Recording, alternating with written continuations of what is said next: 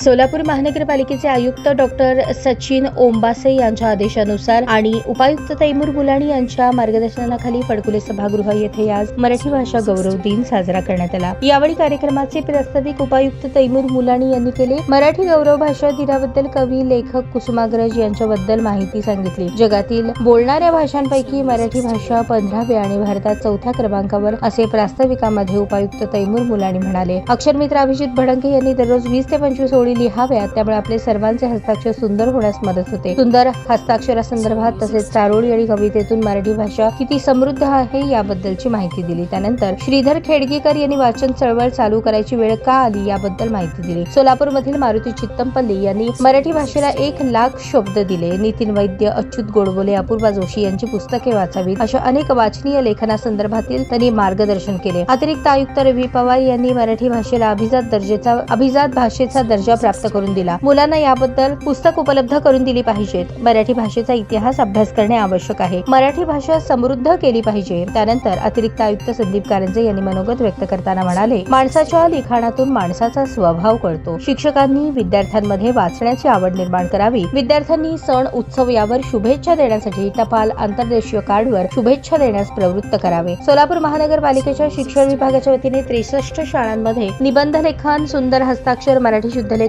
इंग्रजी शब्दांची मराठी अनुवाद स्पर्धेचे आयोजन करण्यात आले। यामध्ये एकूण 1000 विद्यार्थ्यांनी सहभाग नोंदवला। त्याचे बक्षीस वितरण मान्यवरांच्या हस्ते फडकुले सभागृह येथे विद्यार्थ्यांना प्रमाणपत्र देऊन करण्यात आले। कार्यक्रमास अतिरिक्त आयुक्त संदीप कारंजे, अतिरिक्त आयुक्त रवी पवार, उपायुक्त तैमूर मुलाणी, मुख्य लेखापरीक्षक रुपाली कोणी, वक्ते अभिजित भडंगे, वक्ते श्रीधर खेडगीकर, सहाय्यक आयुक्त गिरीश पंडित, मनीषा मगर, नगर अभियंता सारिका अकुलवार, कामगार कल्याण अधिकारी ओमप्रकाश वाघमारे, संतोष बुलबुले, मलिनाथ हिरेमठ, महेश वालावकर आदी मान्यवर उपस्थित होते। कार्यक्रमाचे सूत्रसंचालन स्नेहा पुजारी यांनी केले, तर आभार सहाय्यक आयुक्त गिरीश पंडित यांनी मानले।